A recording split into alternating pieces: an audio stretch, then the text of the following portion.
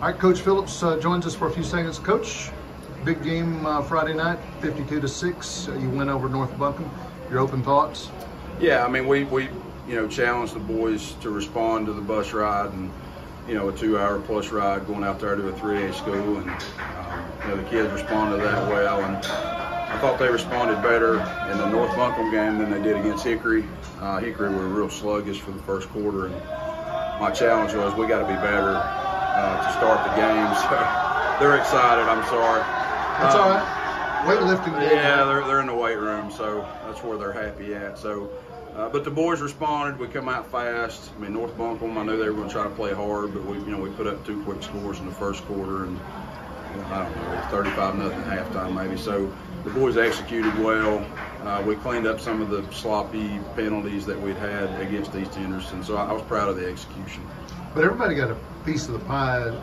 Donovan, Isaac, Austin, even Eli. Yeah. I thought Donovan had his best game to date. We continued to challenge him, and he challenges himself as a senior. I mean, it doesn't take a ton of challenging from us as coaches. He's known each week that he needs to be better and be better. And Friday night he was exceptional.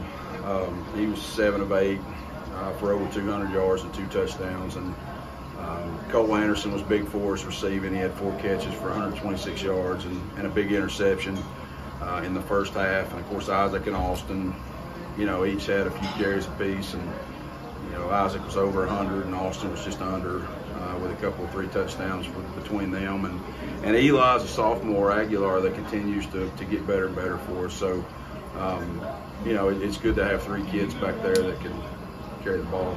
Tell me about the protection you get from the guys in the trenches, because to do all that, you got to have some guys keeping shade on the holes, Yeah, and again, my focus, I mean, that's what I do, coach line, and so my focus, has been lasering in on them and making them better and making that group cohesive, because that's what you got to have. They're kind of within a team, and you're only going to be as good as your offensive defensive line. So, the challenge was to keep getting better last week, and they did that. I mean, we had like 26 carries for about 300 yards, so rushing, and then we had over 200 passing. So, they've done a good job, and the challenge is even more this week against Mitchell. Another big bus ride. You go up to Mitchell, and you got one from them last year. I'm sure they're going to want to get you up there in Ledger. Yeah, I mean, Coach Pittman has built a great program up there in the last several years, and I got a lot of respect for his program and the way that he runs it. And they've been super successful. They were state runner-up last year. They got a lot of weapons back. They got a strong senior class, and it's a tough ride up to Mitchell, and that's something that our kids know. I mean, we've had our fair share of trips to, Elkin and places like that in the playoffs, and you try to learn from those experiences, and Mitchell's a tough place to play.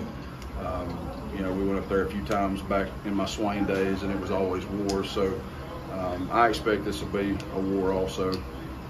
All right, Coach, anything before I let you roll? No, go Cats. As always, go Wildcats.